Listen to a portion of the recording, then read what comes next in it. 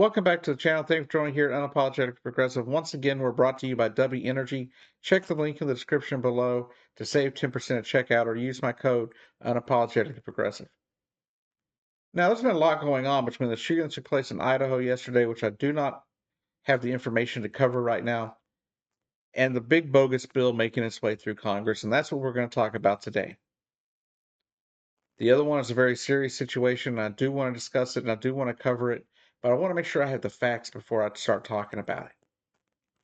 What I do know is what's going on with Medicaid, and that's just exactly what I want to talk about in this video. Now, in the new big bogus bill, there's roughly $1 trillion in cuts they're aiming to make from the Medicaid program.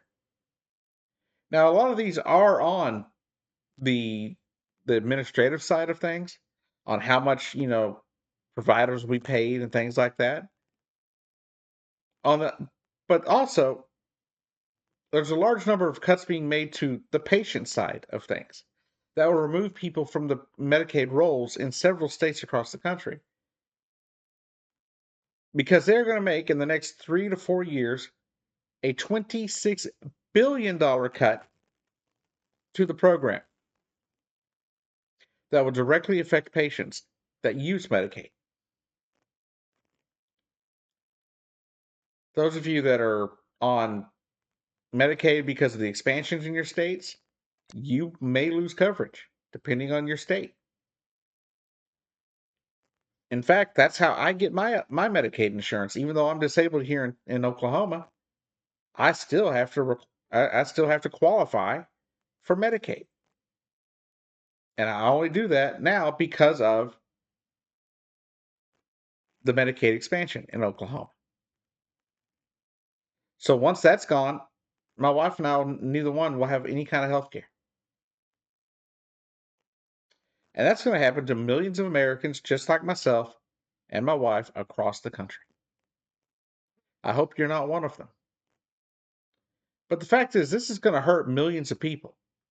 And the majority of the people that it's going to hurt are going to be in red states. In states that voted for these people that are doing this. If you're a Republican voter and you see this, you see what's happening here, that's your fault. When you can't have health care anymore, or your child no longer has health care through the Medicaid program, that's on you. You caused this by voting for Donald Trump. Now, he's out there, Mr. Trump is out there saying that Mr. Tillis of North Carolina, a Republican, by the way, is wrong, that he's lying, that he's just trying to bring down Trump.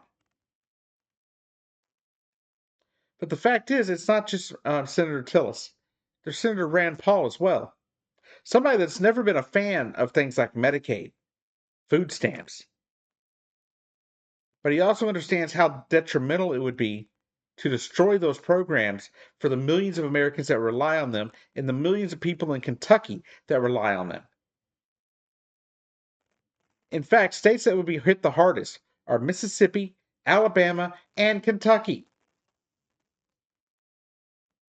Mr. Tuberville of Alabama doesn't seem to care. He's perfectly okay with making all these cuts to his people.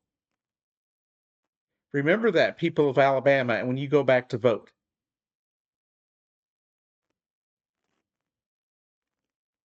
But you got at least 2 people that are saying no, they're not going to vote for this at all, period.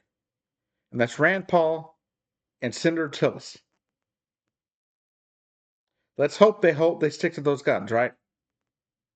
But that still doesn't help the situation.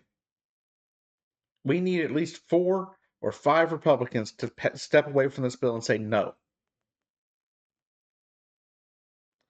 Now, the thing is, when this bill passes, and it will pass sometime this week, most likely, from the Senate, it still has to go back to the House. And when it gets to the House, there's going to be a lot of problems for the Republicans. Because a lot of the things that were removed from the bill were things that were put in there to placate the people on the far, far right. So this bill may not make it to the president's desk by the end of the week. But I do believe it'll pass the Senate by the end of the week. Unless some Republicans grow a spine, stop being cowards, being scared of Donald Trump, and they vote no on this bill. Suggestion is to call your congressman, call your senators, and tell them you don't support the massive cuts to Medicaid.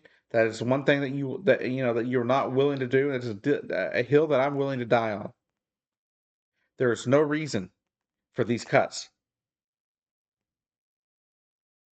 Cutting out $26 billion in the next 3 years and $1 trillion over the next 10 years does nothing but hurt people. It'll have such a minute effect on the budget that it's ridiculous.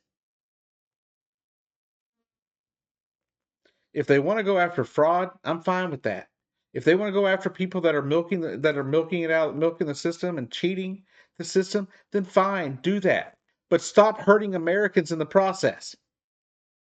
There is no reason for these cuts except to hurt people. They're some of the most draconian cuts in my lifetime.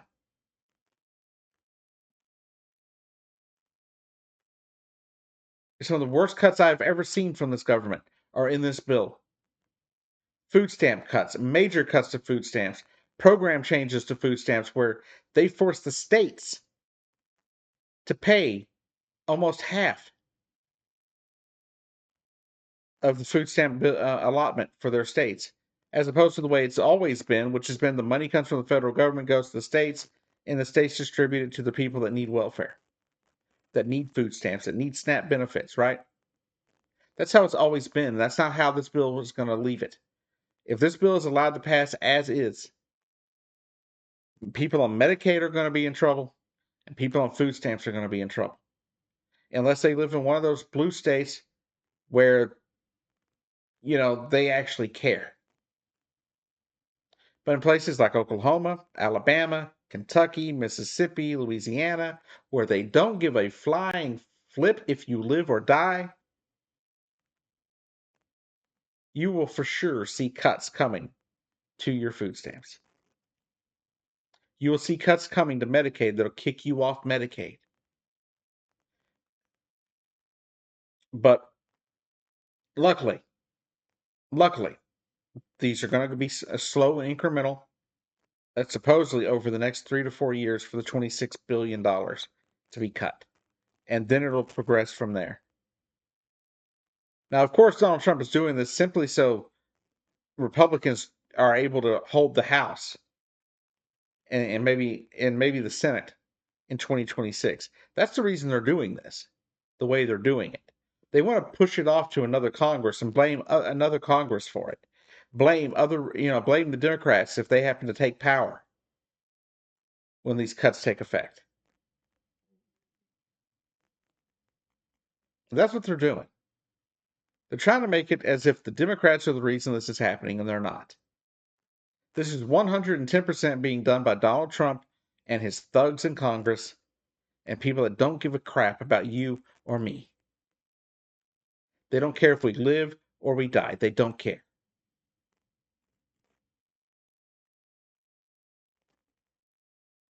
Unfortunately, this is being done through a reconciliation process to where we can't stop a lot of it. Because we can't filibuster it.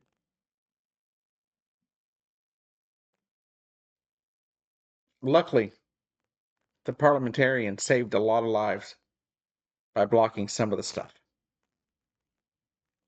Unfortunately, it's not going to stop the worst of it.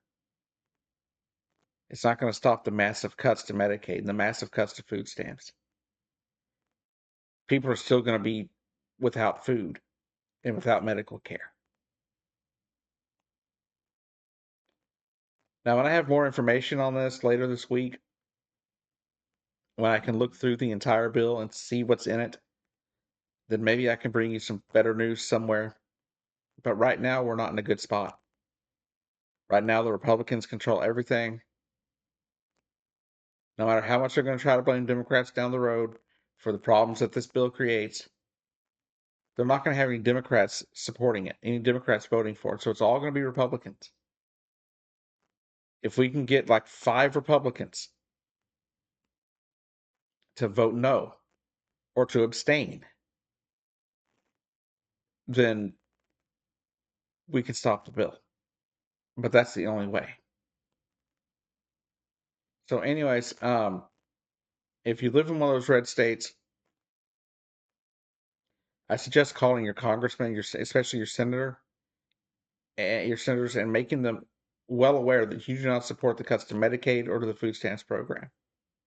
And when they try to tell you that there's no cuts coming to Medicaid or food stamps, tell them you know they're lying, because you know Senator Tillis and Rand Paul have voiced the concerns of this bill and what's in it.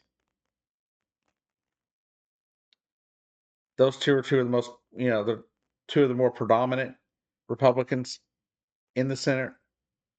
One of them is retiring after the end of his term in 2026 because he doesn't want to put up with this anymore. With this people hurting people for no reason.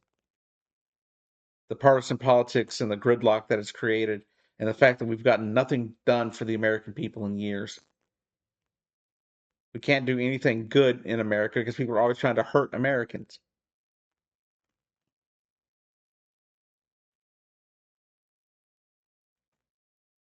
I just don't understand it.